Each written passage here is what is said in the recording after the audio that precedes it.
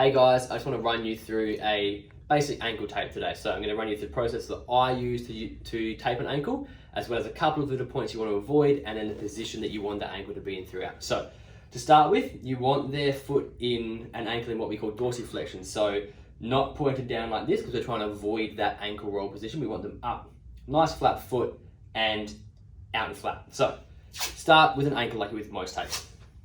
That's going to be just above where the ankle joint starts. And I want you to do that one with no tension on the tape.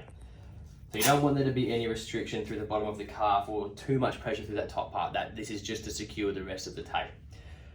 The first tape that we want to put on now is called the stirrup. Then we move on to the sixes and the heel lock. So if we run through the stirrups, that's just coming from the inside to the outside to stop, again, that inwards movement that you get with the typical ankle sprain. So I would normally do 3 of these, starting on that anchor, underneath the foot, and then applying a little bit of tension as you come up through the other side.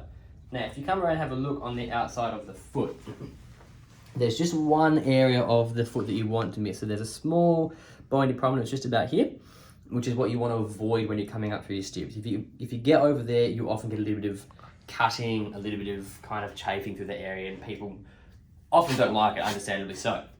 So as you do apply your next stirrups, what you want to do is cover about 2/3 of your previous stirrup and leave the other part of that exposed still. And I would normally do one at the front and one at the back from a coverage perspective, but still we're avoiding coming up over that bone on the side of the foot.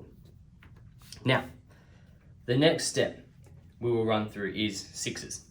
So everyone has their different ways of doing it, but I'll show you how I do it. I like to start coming straight down. I'll go over this side for you. Coming straight down with that first part of the tape.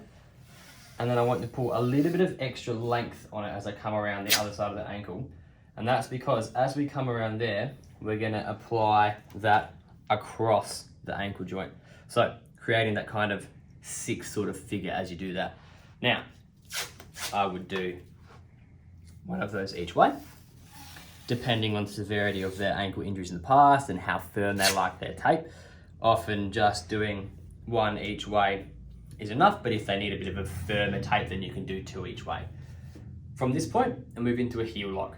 So that just stops that roll that starts at the heel. And what you want to start with that is on an angle, because you're going to come down behind the heel, under the foot, and then back up to where you started. Again, with this, you don't want to come too low down on the heel because you don't want to get any kind of cutting or rubbing, but you also don't want to be too high up through the Achilles either, because then you're not supporting the heel, but you'll also cause some cutting and rubbing with that too. So if you start on a kind of 45-degree angle to where the ankle joint sits, and then come down behind the heel there, tuck underneath the foot, and apply tension back up as you essentially come back to where you started with that piece of tape. And then I'd do 1 each way with that. The same idea, just coming just above that heel there, underneath the foot, back up to where you start. And that is an ankle tape. The last step is to just lock it off at the top so none of those pieces do peel off as they start to move around and run.